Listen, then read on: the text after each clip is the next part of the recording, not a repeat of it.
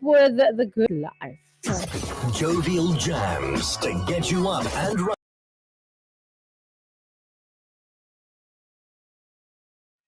Yeah, that's where you find yourself on this Tuesday morning. Breakfast with Friends here on CCFM 107.5.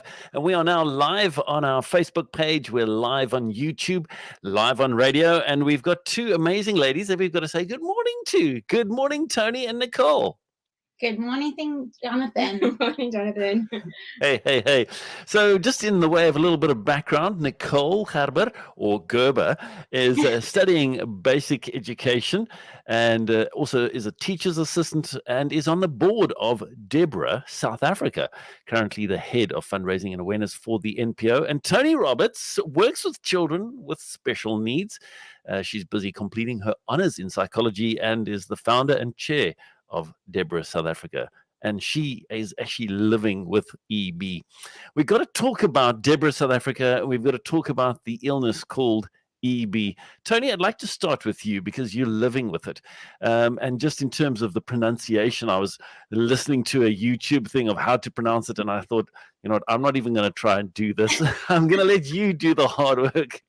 Sure. So we use EB for short because it is a bit of a mouthful. So EB stands for epidermolysis bullosa. And then within that, there's lots of further sort of diagnoses. And it's like a big broad spectrum. So mine specifically is generalized atrophic benign epidermolysis bullosa. So that's kind of why we just go with EB. Yeah, exactly. And EB is something that's hereditary. So basically you got it from your ancestors, your parents, possibly. Yeah. So it's actually both. So it can be passed down in the genes, but you do also get acquired EB. So that's not necessarily from birth. But yeah, essentially, the most common forms are hereditary. So both folks have to carry the faulty gene, which that in itself is super rare. And then for two people to come together that do hold the faulty gene to then have a kid with EB is even more rare. So pretty hectic, but I'm special, so that's okay. Rare and special. Yeah, sure. And I love your guys' website because it speaks about the reality that some people are just a little more fragile. And that's really the case for you, Toni. And let's get into it in terms of what does EB look like? What does it mean for you? How does it affect your life? Sure. So it's predominantly a skin disorder. Essentially, the skin is just extremely fragile. And so that presents with blistering, or the skin just shears off completely with general day-to-day tasks. So because epidermolysis bullosa has sort of a broad spectrum, you can have it quite severely or not so severely at all. So some babies in South Africa are born missing entire areas of skin. And then you get other folk who have just a couple of blisters in a certain area, but predominantly it presents with super fragile skin, and then it also affects things like nails, teeth, hair, eyes, and so some folk with EB are on a feeding tube, others are in a wheelchair, that sort of thing.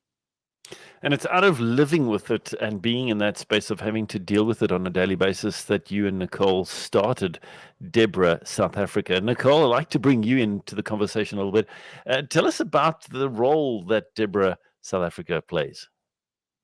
Well, Toni was definitely the spearhead of it. She's been bringing this off the ground for years. So I only joined recently. But yeah, DEBRA South Africa, our objectives are just to get our name out there for people in South Africa to be aware that there is this disease, that, you know, babies are being born with this condition. And unfortunately, the reality of it is that, you know, babies do pass away without getting the accurate medical care, and people aren't understanding how to look after babies and children that do have this condition. And then at the end, it makes it a bit worse. So our objective is just to get out there, get our name out there, get people educated, to make them understand that, you know, there are people out there living with the condition, getting through their day-to-day lives, and also to make their lives a bit easier. You know, the people that do suffer from the condition, just to give them a little bit of ease, whether it's through, you know, educational resources or medical resources or whatever it may be. We just want to be here to make their lives easier and better, because this isn't an easy disease to live with at all. Yeah, definitely not. And I think of many first-time parents, with a child that is crying the whole time and you don't know what's wrong. And, Yeah. it's so important for that support group. Hey, Tony? Yeah.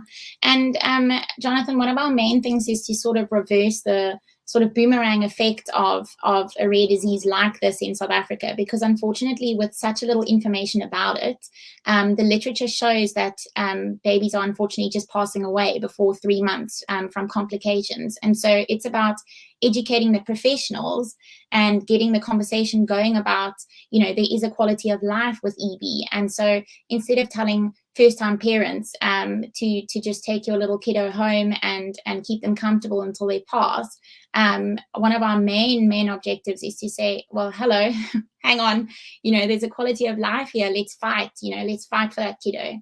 So it's about changing mindsets and offering, that support in that way. Sure. That is so important. And then kind of as we start to head towards the tail end of this interview, just some of the highs and lows of running an NPO like DEBRA South Africa in our country. Tell us a little bit about that. Well, at the moment, we are affiliated with DEBRA International. Now, DEBRA International has DEBRA organizations all around the world, Australia, UK, US, everywhere. And in first world countries, these NPOs are, I almost want to say, thriving. They have their word out there, they have the funding, and in our country it's a bit difficult because, as Tony mentioned, we need to get the education out there. We need people to become aware that there is this rare disease and that children are being born with it. But yeah, also to raise funding and just to make sure that we are giving these people the quality of life that they deserve, even though we are living in a third world country, Yeah. And then I think also, with South Africa's rich nation and 11 different languages and so completely multicultural, we essentially want to support everybody and meet them at the point of their need. So we might have a family here in, Cape Town attending a private hospital, and then we might have a family, out in a super rural area that it takes them 4 hours to get to a clinic. So we really have had to adapt ourselves in the way we support our DEBRA SA members in terms of dealing with the completely multicultural context of South Africa. And so that can be quite challenging, but I also think that is, one of the highs, in that I just think our members are just so lekker. They just feel alive, and that's the truth South African spirit. We've just got some really amazing members, and a rare disease can make you feel like family. And yeah, some of us are, we're just extremely close, and we just call each other up, and in a way that I haven't really felt when attending conferences and congresses overseas and stuff like that. So yeah. Sure. And of course, this week is EB Awareness Week, and that's why we're having this interview from the 25th to the 31st of October, EB Awareness. And we want you to be educated. You might say, well, I've never had to deal with that disease. I've never known anybody. Well, now's the time to learn, because you don't know who you might meet in the future. And then you can connect them to DEBRA South Africa for support, for advice, for input. So important with regard to that. As we wrap up, Tony and Nicole, what is something that we as general public South Africans can do to help with regard to EB awareness?